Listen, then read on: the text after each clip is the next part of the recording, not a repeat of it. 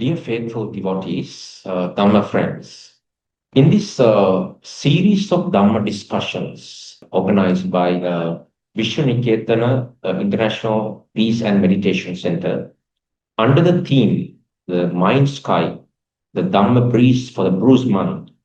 Today's Dhamma discussion, we are going to discuss about some points under the theme, tormenting. Tormenting is a English word for the Pali word parilahu. So, with keeping this theme as a basis, we are going to discuss some important facts based on one discourse from Samyutta Nikaya, Satya Sang. Samanta Chakravalesu Atra Gachantu devata saddhammam munirajas sunantu saggamokkadhan dhammasavana kalo ayang padanta dhammasavana kalo ayang padanta dhammasavana kalo ayang padanta Namo tassa bhagavato arahato samma sambuddhassa namo tassa bhagavato arahato samma sambuddhassa namo tassa bhagavato arahato samma sambuddhassa Ye keci buddhang saranang gatase nate gamissanti apayang. Dear faithful devotees, Dhamma friends, and all the listeners of Dhamma, in this series of Dhamma discussions that we have had so far, according to the sequence, today we are going to talk about one particular discourse from the connected discourses of the Buddha, to which we call Samyutta Nikaya, under the Satya Samyutta. The selected discourse is Parilaha Sutta. The meaning of the word Parilaha, according to a certain interpretation, is a great conflagration. The great conflagration means burning, a state of burning, nature of burning, burning from everywhere, from all around. The Pali word is parilaha. Sutta's name is Parilaha Sutta. You must have heard this word parilaha before. Whenever we describe dukkha, according to the Buddha's Dhamma, we use a sequence of words starting from jati, jara, vyadi, marana, soka, parideva, dukkha, domanassa, payasa. To give some meaning to those Pali words, jati means birth, jara means aging, vyadi means sickness, marana means death, soka means sorrow, parideva means lamentation, dukkha means pain, domanassa means mental suffering, upayasa is despair. So this set of words, to some extent, they describe what is dukkha. Out of this set of words, dear Dhamma friends, for today's discussion, we have selected one concept called parilaha. Although this word is foreign to you, you have suffered enough with this nature throughout your life. Parilaha means burning sensation. Sometimes we are burning with our own thoughts. Sometimes we are burning with the punishments that we are receiving from others. Sometimes we are burning thinking about future. Sometimes we are burning thinking about the past. Sometimes we are burning with the hot temperature. Sometimes we are burning with our own attitudes. Whatever the means of burning, dear Dhamma friends, burning is burning. Parilaho. So the Buddha's teaching teaches us how to lead a life without such burning, how to get rid of this burning for good forever. This is the essence of Buddhism. Once Buddha said, my entire teaching that I have expounded to the humans and devas are only of two parts. What are they? Dukkham, Dukkha Arya Satcham, and Dukkha Nirodhagamini Patipada Arya Satcham. The suffering and the path leading to the cessation of suffering. That is all what I have taught so far. There's nothing else. So, keeping this attitude in our mind, this concept in our mind, friends, let us dive deep in this sutta, which is from Samyutta Nikaya. This has a very great relevance to our life also, because sometimes, however much we are rich, we are living a life with abundance. We have so much money, we have so much wealth, we have so much properties, we have so much people around us, but still we are suffering, we are burning. But there's another person who doesn't have much wealth like us. He has only one small hut to live, only little food to eat, only little clothing, less people around him. But his mind is very happy and light. How come? We have to think about this. So when the Buddha was living in the advent of the Buddha, dear Dhamma friends, in the Jetavana, Savatthi town,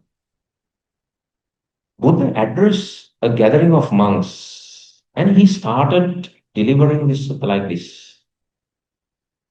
Dear bhikkhus, dear monks, there is a hell called Mahaparilaho, the great conflagration.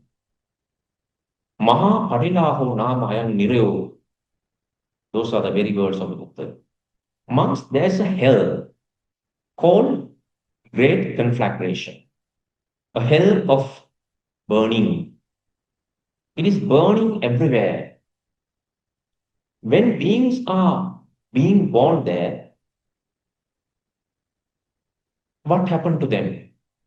Whatever the form they see from their eyes are always undesirable, never desirable, are always unlovely, never lovely, are always disagreeable, not agreeable. Whatever the sound they hear from their ears are always undesirable, never desirable, are always unlovely, never lovely, are always disagreeable, never agreeable. All the odors they smell from their nose are always undesirable, unlovely, and not pleasing.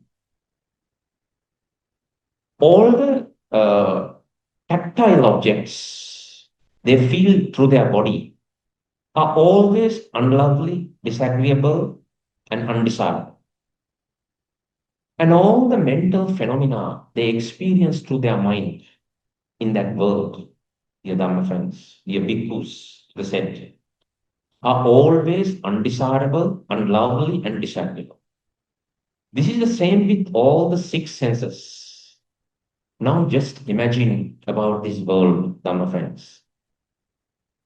In this human world, sometimes you might come across with some undesirable odor to your nose. But at that time, you don't experience undesirable forms in your eyes or sounds in your ears or tactile objects on your skin. No, only the odor, one pain at a time in our human world, mostly, then we can manage. Because once we experience a bad odor to our nostrils, at that time, at least we see something pleasant through our eyes. Therefore, we have a control.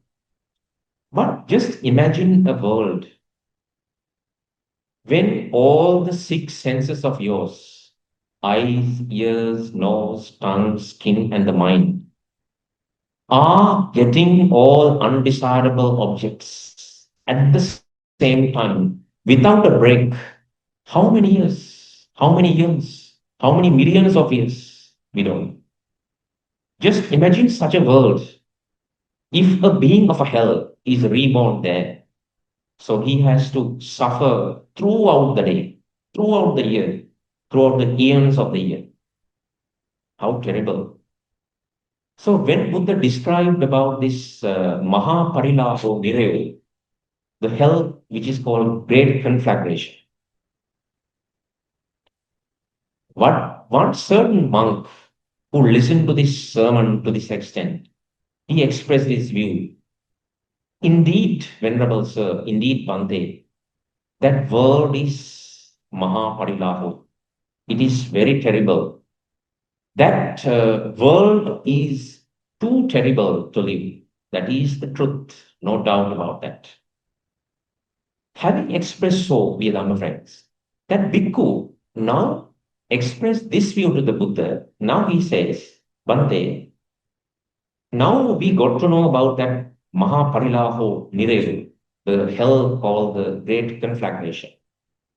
So I was wondering to know whether there could be any other hell or any other world more terrible or more frightful than the hell that you just mentioned.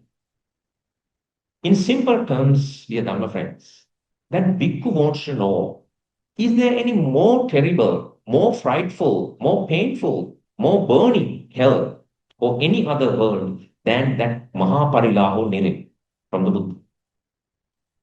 When Buddha heard this, Buddha responded to that bhikkhu, yes, monk, there's another world. Now, what would you think? Can there be any more frightful, more terrible, more vulnerable to pain world like the Mahaparilaho Nirim? Because Buddha once described what is all. When somebody asked from the Buddha, Bante, what is all? Sabbang. What is Sabbang? What is all? Buddha says, all is this. What is all? Eyes and the forms, ears and the sounds, the nose and the odor, the tongue and the taste, the skin and the tactile objects, the mind and the mental concomitants. These are the world. In simple terms, your six senses and its relevant objects are the world.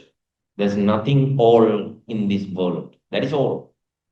Now in this world, this all is experiencing all suffering. So can there be any other terrible world than this? So you might wonder. But now Buddha is preaching, yes, there is one other place. More terrible, more frightful, more painful than this Mahaparilaho Ninu. What is that? Can you imagine? Here Buddha says, dear monk, there are Brahmins, ascetics, and other people in the world who do not understand this is suffering and this is the path leading to the cessation of suffering. They don't understand this. Since they don't understand this is suffering and this is the path leading to the cessation of suffering, what would they do? They would delight in all the volitional formations. Volitional formations are sankara. Sometimes we call karma formations also, but the best interpretation is volitional formations. Since they don't know dukkha satya and the dukkha nirodha gamini patipadari satya, what would they do? They would delight in volitional formations, which lead to birth. They would delight in volitional formations, which lead to aging. They would delight in the volitional formations or sankaras, which lead to the sickness, which lead to the death. They would delight in the volitional formations which leads to the all the other parts of suffering. What are they? Dukkha, domanassa, payasa, everything. Since they delight in these karma formations or volitional formations, dear monk, the Buddha says, thereafter what would they do? Since they delight in these sankaras, these volitional formations, then they will start generating anew. They will start generating afresh all these karma formations that lead to birth, that lead to aging, that lead to sickness, that lead to death, and that lead to the sorrow, lamentation, grief, despair, and whatever part of the suffering. Now, having delighted in these karma formations, having generated these karma formations or volitional formations, now what would they do next? Dear bhikkhus, Buddha said, having generated these volitional formations, now they are burned by this conflagration of death. Now they are burned by this conflagration of aging. Now they are burned with this conflagration, parilaho, of sickness. Now they are burned of this conflagration of death. Now they are burned with this conflagration of sorrow, lamentation, despair, whatever part of the suffering. Such people, dear bhikkhus, Buddha said, I say, they are not freed from birth. They are not freed from aging. They are not freed from sickness. They are not freed from death. They are not freed from sorrow, lamentation, despair, grief, whatever. That is the gravity of this world, which is more frightful, more burning, more painful than the hell I just mentioned. Maha Parilaho Nam. Now, what do you think, dear Dhamma friends? Why Buddha said, having delighted in volitional formations, having generated these volitional formations, having been burnt in this volitional formation, and having not freed from all these mass of suffering, it is more dangerous, more frightful, more painful than the Mahaparilaho Nirayo, the great conflagration the Buddha just mentioned. What do you think? Why Buddha said it is more dangerous, more vulnerable to suffering? Because if you go to that Mahaparilaho Nirayo after committing a heinous crime or heinous misdeed, you will be reborn there and you will have to pay for what you have done. And when paying off all these bad karma, then you have opportunity to come back to some pleasant places. But if you keep delighting in these karma formations, if you keep generating these karma formations, if you keep being burned in this karma formation, what would happen to you? You are not freed from this circle of existence. You are not freed from this recurrent birth to which we call samsara. That is the danger. That is the danger that Buddha was warning, but we never noticed that. We delight in these karma formations and we go on. At this juncture of this Dhamma discussion, Dhamma friends, let me explain something to you which would be very useful to you. I just mentioned about karma formation, which we call in Pali sankara. There are two types of classification of sankara in Buddhist Dhamma. One is there are threefold sankaras according to how we form them, how we accumulate them. What are they? Punya visankara, apunya visankara, aninja visankara. Punya visankara means you are collecting merits, you are collecting punya. That is also sankara. Why? If you are doing much more merits again and again, so making merits is not bad. But if you make merits with the intention of, I will enjoy more karma, I will enjoy more sensual pleasures in the future as a result of this punya I am just accumulating, that becomes a punya visankara. What happens is it extends, it prolongs your samsaric journey. Therefore, it is a karma formation. It is a volitional formation. It is sankhara. It extends your samsara, which is not good. The second one is apunya abhisankara. That is all the papa karmas that you are doing. If you are doing any papa karmas, after your death, what happens is you are reborn in hell. You have to pay off for all the misdeeds that you have done in this life.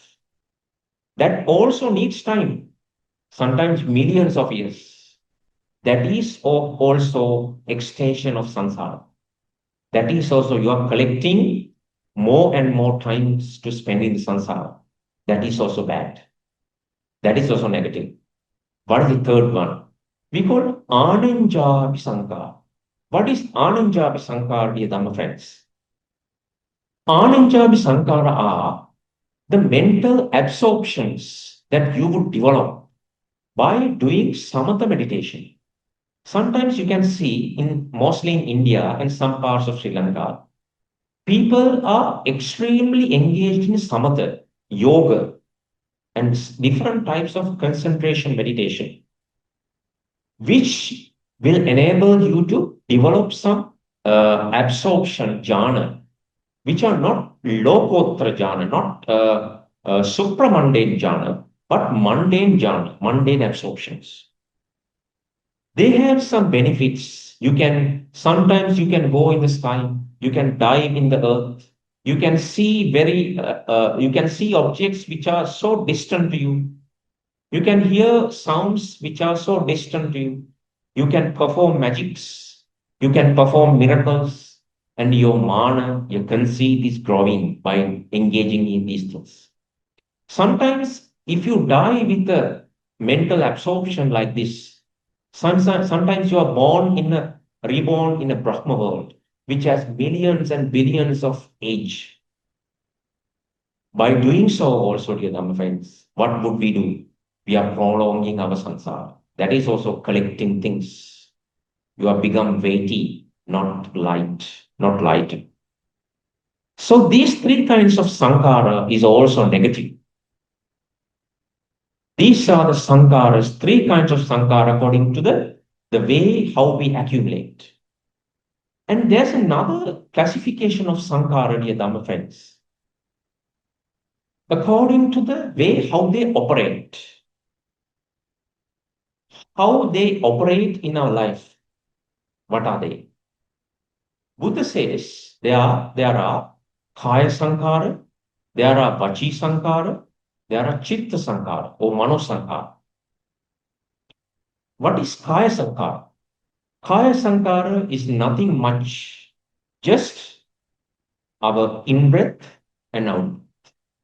Assaso passaso nama kaya sankara. You might wonder how this in-breath and out-breath of ours can prolong our samsara. This is called kaya sankara. Why? Because it is this inhale and exhaling is a lifeblood of our life. If we stop inhaling and exhaling for 5 minutes, we won't live. We can't survive. If you want to lift a very heavy thing, what would you do for the first time? What would you do at the starting of lifting that? You would take a deep breath. That breath gives so much energy to our body. That is why Buddha said it is Kaya Sankara. That is the lifeblood which keep the body living. That it helps the sustenance of the body. It helps maintaining the body without a break. That is why it's called Kaya Sankara. Then what is Vachi Sankara? Vachi Sankara is Vitakka Vichara. Why Vitakka and Vichara is called Vachi Sankara? Because every time before we speak, we are thinking about something, some object of our mind. After thinking about that, we would plan, okay, I will express this feeling in this way or some other way. You are planning how to deliver that. Thinking about the concept is vitakka, and the planning how to speak is vichara. Without these two steps, we cannot talk. That is why they are called vachi sankara. So what are the vachi sankara? Vitakka and vichara. And what are the mano sankara or chitta sankara? Chitta sankara is vedana and sanya. Vedana is feeling, sanya is perception. So without this vedana, understanding the feeling that we are undergoing, and perception, what we perceived before that, we cannot think about an object. That is why they are called chitta sankara. So whatever be the classification done, friends, be it punyabhi sankara, apunyabhi sankara, or anijabhi sankara, be it kaya sankara, vachi sankara, or mano sankara, they are volitional formations. They are sachetanika sankara. So that is why Buddha said, if you don't know what is suffering, and if you don't know what is the path leading to the cessation of suffering, that means if you don't know what are the Four Noble Truths, that is the basis that you are starting delighting in Sankara. That's the basis that you are starting delighted, having delighted in Sankara, then you start accumulating, originating the Sankara, collecting the Sankara. Having delighted, collected of these Sankaras, then what would you do? Now you are burning from what you have accumulated. So no external power did this for you. No external higher mighty being did this negative thing to you. Who did that? It is who? It is you who delighted of the sankaras.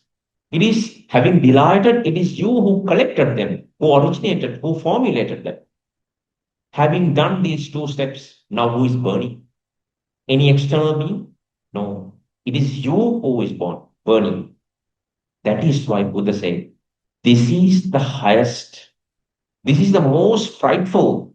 This is the most dangerous. This is the most vulnerable for suffering. Hell, parilahu in this world. There's no other one higher than this. Buddha said so. Having said that, Dhamma friends, now Buddha says, dear Bhikkhu, but when there are some ascetics and Brahmins who would understand this is suffering and this is the path leading to the cessation of suffering, then what would they do? They would not delight in the volitional formations that lead to the birth. They would not delight in the volitional formation that lead to the decay. They would not delight in the volitional formation that would lead to the sickness, the same way to the death. They would not delight in the karma formations that lead to the Sorrow, lamentation, despair, grief, or whatever the part of suffering they undergo, they would not delight.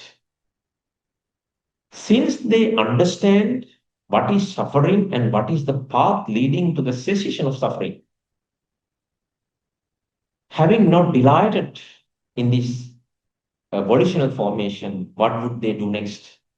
They would not formulate. They would not originate.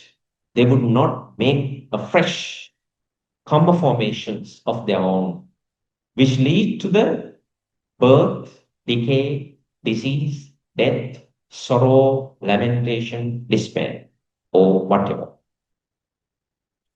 Having not delighted in them, having not generated them, then what would be the result?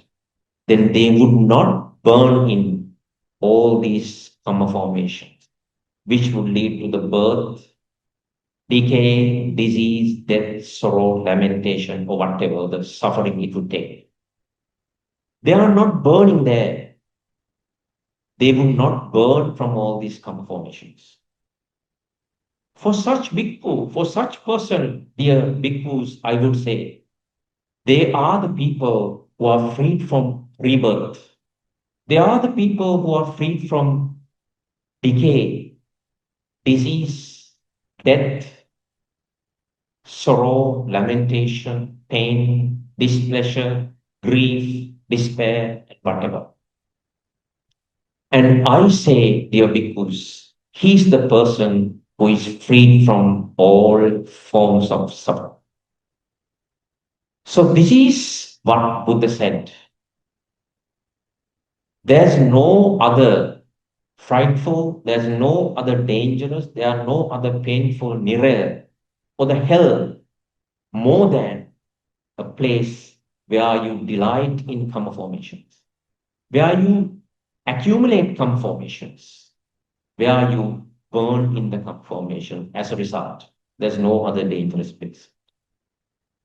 Dear Dhamma friends, you might wonder why Buddha says these karma formations are so dangerous and so painful than these burning, ever burning mirrors or the hells.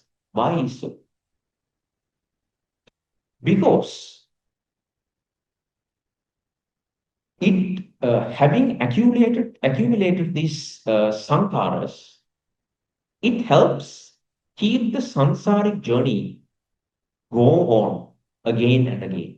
The recurrent birth is continued with these sankaras. In the sequence of Paticca Samuppada, what comes next to sankara? Now recall your memory. We start with avidya pacha sankara. Sankara pacha vinyana. Before sankara, we have avidya. After sankara, we have vinyana. We know that if there is vinyana, if there is consciousness, which would get established in nama and rupa, this is the root cause for rebirth. Then, as long as sankaras are there, as long as you delight in sankara, as long as you originate or formulate sankara, as long as you get burnt, you delight, formulate, and you are burning with the sankaras, there will always be the consciousness. No other alternative. There's no other way. Therefore, but what if you stop delighting in sankara, if you stop originating, if you stop formulating sankara, then as a result, if you stop getting burned with the sankaras, what happened? Then there would be no consciousness to originate. That would be the last birth of yours. If you can remember, in this sutta, Buddha started with expressing the view. First, wrong one person would do is delighting in the sankaras. What is delighting? Abhisankaroti is a Pali word. Abhiramati. Abhiramati means delighting. Abhisankaroti means collecting. What is delighting in sankara? To delight in sankara, you have to have this negative mental concomitant in your mind, which is sometimes termed as chandarag. Chandarag means the raga, the lust, the craving, which sticks things together. It's like a glue. Chandaragu.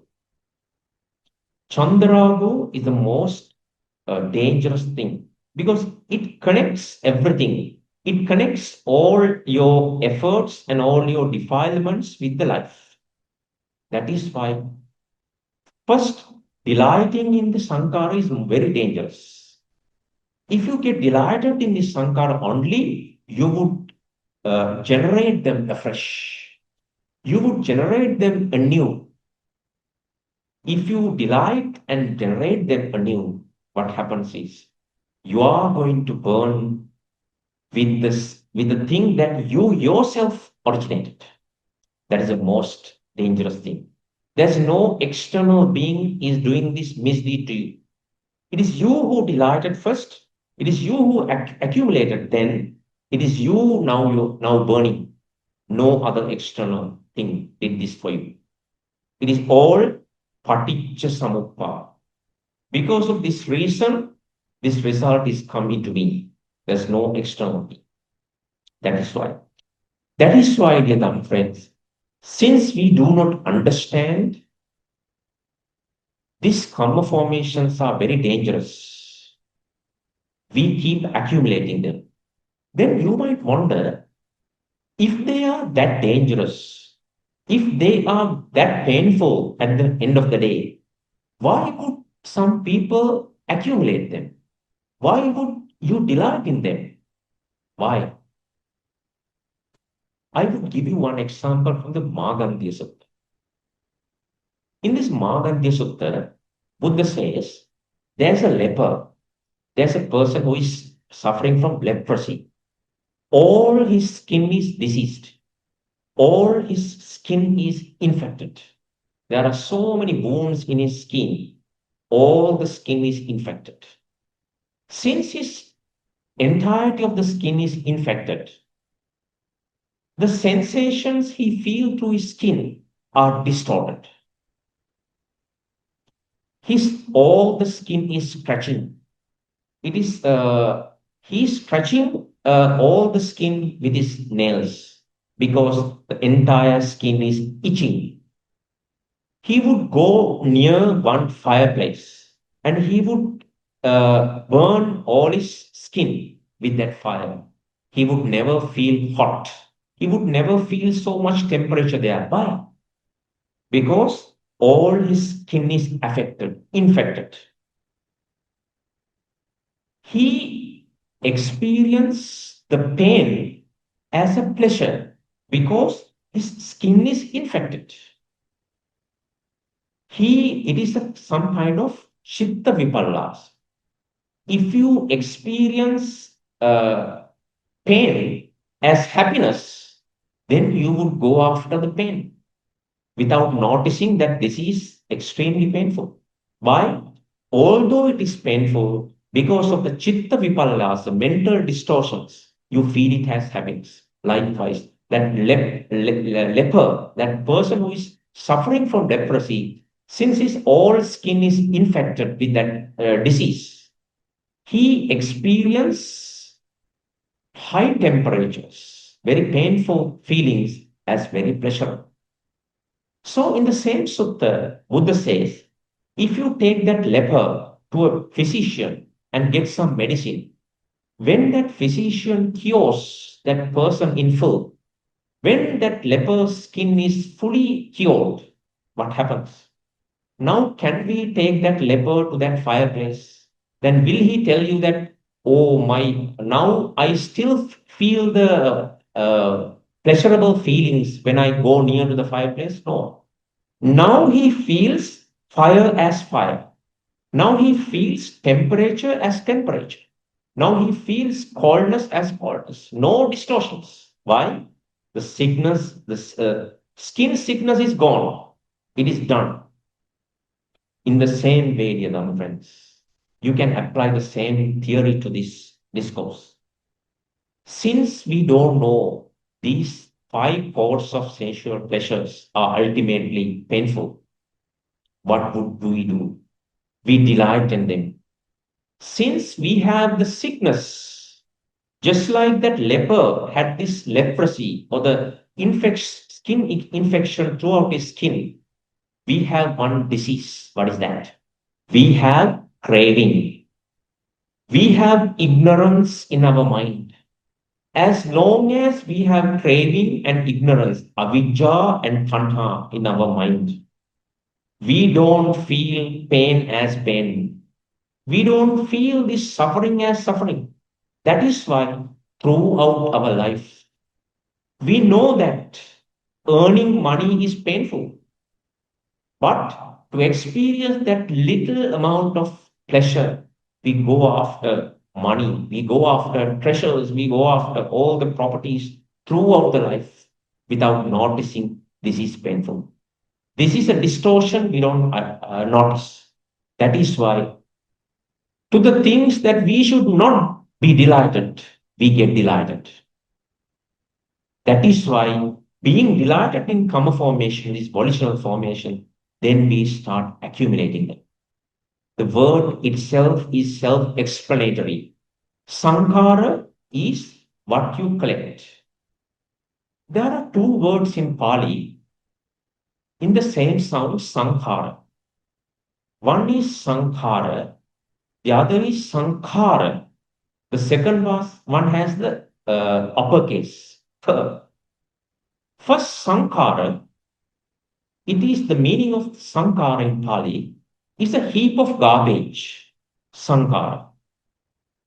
The other meaning, sankhara with the uppercase k, is volitional formations. That is why in the very famous Buddha's proclamation, Sabbe Sankhara Anicca, Sabbe Sankhara Dukkha, and third one comes Sabbe Dhamma Ananta. Why it came Sabbe Dhamma at the end, having said Sabbe Sankara twice in the first two? In the first line, Buddha says, Sabbe Sankara Anicca, all the volitional formations are anicca, impermanent. Since they are impermanent, Sabbe Sankara Dukkha, since they are impermanent, since they do not remain the same in 2 consecutive seconds, they keep changing. That changing itself is dukkha. Why? We don't want it to change like that. But it still changes. Inevitable. That is why it is dukkha. Without telling sabbe sankara anatta, Buddha says sabbe dhamma anatta. Why? You might wonder. Because if Buddha were to say sabbe sankara anatta, one might think that even the in the Nibbana also there is one Atha. There is one concept of Atha is there. Since Buddha want to say that there is one which is not included in Atma, which is not conditioned, which is the unconditionality to which we call Nibbana. Asankata Dhamma, not Sankata. The Buddha expanded the scope of the word from Sankara to Dhamma and included Nibbana also there. He said, Sabbe Dhamma Anatta. All Dhammas, all mental concomitants are Anatta, without a soul. So, the essence of this sutta, which we just discussed, dear Dhamma friends, is parilaho, the burning sensation that we experience through our mind, body, and speech. Why it is important for the general society? Why it is important for the ordinary society? Why it is important for the average man who listen to this Dhammasat? Because, Dhamma friends, sometimes We are burned, but we don't know why we are burning. Sometimes we might think the problem is with outside. That is why I am burning without noticing, without understanding. It is me who made this problem. It is me who now burning with this problem. The most important thing that we miss in our day-to-day understanding is we don't understand what is the problem that we are facing. When you know for sure what is the real problem is, there's no need of any outsider to come to you and explain what is the cure, what is the explanation, and what is the help that you can extend. You know what to do for this problem. So to understand the real problem with which we are burning, you have to know what is suffering. What is the path leading to the cessation of suffering? To understand that, where should we start? You might wonder, how should we start? Where should we start? Whatever the way Buddha expounded in the Dhamma, it goes through this royal path to liberation. What is the path? The path always starts with Sila. Sila, Samadhi, and Panya. You have to start with your Sila. That is your morality. That is your five precepts. When you follow these five precepts, then you have the foundation to develop your mind, to culture your mind. That is Samadhi, the mental concentration. When you have the Sila, the morality, and when you have developed to some extent the mental concentration, then you have done with the ground.